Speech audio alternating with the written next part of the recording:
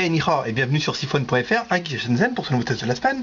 Donc cette semaine on va tester une tablette qu'on avait déjà testée, puisqu'en fait à gauche vous avez ma tablette, qui est ma tablette officielle ici, qui est une tablette 7 pouces avec écran capacitif, qui tourne avec un processeur Qualcomm et qui a la particularité d'avoir le téléphone inside. Donc ça c'était pour l'ancien modèle, puisque maintenant à droite vous avez le nouveau modèle. Bon, on parlera pas de la mise en page. Après, bon, ajouter un widget, ça je pense qu'on fera un tuto un jour sur Siphon pour expliquer comment faire une présentation comme ça. C'est des widgets, hein, ça sert à rien, et un fond d'écran rigolo. Donc on était voir le fabricant et en fait le modèle change quasiment tous les mois. Où au début on avait ce modèle là avec 3 boutons physiques que vous pouvez voir en bas. Voilà. Et maintenant on a un bouton, on a 4 boutons en fait qui sont tactiles. Ça va être la petite différence. Bon, on avait eu la première version qu'on avait essayé nous. On va essayer de pas qu'elle se casse la gueule. Voilà. La première version en fait qui n'avait qu'une caméra arrière et pas de caméra frontale. Ensuite maintenant on a une caméra devant. Ici on a une caméra sur le dessus. Ce qui permet d'avoir une caméra frontale. Mais bon, ça c'est l'ancien modèle. Donc du coup on va surtout parler du nouveau modèle, ce qui nous intéresse aujourd'hui. Donc ce nouveau modèle, qu'est-ce qu'il a de plus, de mieux, de moins bien? Et bien par rapport à l'ancien, on a vraiment ces 4 boutons, on va dire un peu capacitifs en bas, où ici on a le retour, le bouton pour accéder directement au paramétrage, le bouton home et le bouton rechercher. Donc c'est des boutons capacitifs, il n'y a pas besoin d'appuyer dessus, hein, c'est un peu comme on peut voir sur les Samsung et autres. Donc c'est vrai que c'est assez agréable. Et après la différence, elle va se jouer certainement aussi à l'intérieur. Donc on va aller voir directement à propos du téléphone, hein, parce que c'est toujours des softwares de téléphone dedans. Donc on a bien Android 2.2. On a toujours un processeur Qualcomm. Donc là c'est plus marqué, mais c'est un processeur Qualcomm de 800 MHz. Sur les toutes premières générations, en fait, c'était un Qualcomm 600. Donc là, à partir de la mienne, c'était un 800. C'est déjà quand même plutôt pas mal. Et la grosse différence, ça va jouer au niveau de la mémoire interne. Où, en fait, sur l'ancien modèle, on avait 256. De quoi faire tourner Android. Et après, on évoluait surtout avec un slot micro SD pour de la mémoire. Là, celle-là, maintenant, on a directement de la mémoire interne de... donc là, on a marqué, il doit y avoir 4 Go. Hein, un peu d'utilisé pour Android, donc il vous reste disponible 3,57 Go, donc 3 Go et demi. Là c'est vraiment la grosse nouveauté de ce modèle là, c'est vraiment les 4 Go internes. Et ensuite le choix du fabricant de passer avec une connectique, je vais vous mettre la lumière, voilà, une connectique micro USB. Bon ça je ne l'explique pas non plus, on leur a bien dit pourtant que la nouvelle norme c'était mini USB, mais apparemment eux ils ont vraiment préféré passer en micro USB. Alors après je sais pas pourquoi, peut-être que ils ont trouvé ça plus pratique, plus compact. Donc toujours les 2 slots pour mettre, j'arrive à l'ouvrir, j'ai plus d'ongles, forcément c'est moins facile. Voilà. Toujours les 2 slots pour mettre la carte mémoire et la carte SIM. Donc carte SIM toujours 3G Chine, et pour chez vous ça sera Edge GPRS. Sur le devant, bouton volume plus moins et le reset avec un petit haut-parleur ici, et vous avez le même haut-parleur de ce côté là, c'est à dire qu'en fait quand vous regardez un film vous avez vraiment de la stéréo avec gauche et droite, le bouton on off, et on revient pour la capacité.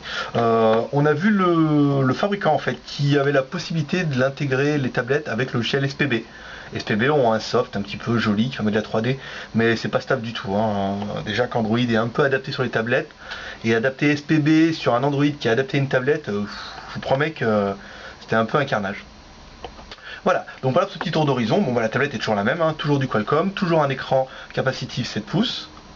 La bonne nouvelle c'est que pour nous en boutique le prix n'a pas changé. On a décidé de ne pas surfacturer les pauvres 4 Go qui ont été rajoutés. C'est pas non plus un surcoût exceptionnel, mais ça permet au moins de garder une tablette au nouveau prix. À savoir qu'à partir de maintenant les tablettes on les stocke plus, on les achète au coup par coup avec les fabricants, parce que entre le mois dernier et ce mois-ci, vous voyez, on a gagné 4 Go de mémoire interne. Et entre la fin du mois dernier et ce mois-ci, on est passé en micro on est passé en connectique micro USB. Donc du coup, on les laisse chez le fabricant, et puis bah, dès qu'on a une commande, on va chercher, et forcément, la tablette qui est livrée est obligatoirement le dernier modèle. Donc là, actuellement, pour ce client-là, comme les tablettes, on promet qu'on les teste, bah, ça là, au moins, on peut prouver qu'elle a été testée, et bah, le client, il ne recevra pas celle-là qui est l'ancien modèle, mais plutôt le nouveau, qui a les 4 Go et qui est quand même un peu plus sympathique, parce que quand vous voulez stocker des choses, ça évite de passer par la micro SD, et on a un temps de réaction plus sympa avec la mémoire interne. Donc voilà pour ce petit tour d'horizon. La tablette, c'est exactement la même qu'on avait testé avant, donc du coup il n'y a rien de plus. Je peux vous faire les vidéos, les photos, bien qu'on puisse le faire. Attendez, on va faire sa galerie. Tac, ici. On a bien le multitouche. Voilà. Non, c'est là le retour. Tac. Ici, je vais vous lancer la seule vidéo qui est dedans. Reprends la lecture, forcément. Bon, vous ne moquerez pas, hein. C'est normal, hein, c'est local. Hein.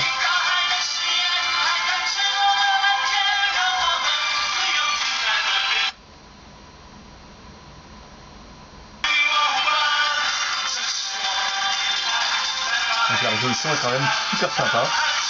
Et bah on verra, mais après, bon bah pour refaire un petit peu par rapport à la mienne. Voilà, donc là vraiment les 3 boutons physiques. Donc c'est vrai qu'on a le bouton rechercher en plus. Et bon bah ça reste des boutons physiques. Là au moins sur les autres c'est du capacitif. Et celle-là, on va vous faire voir directement dans les settings.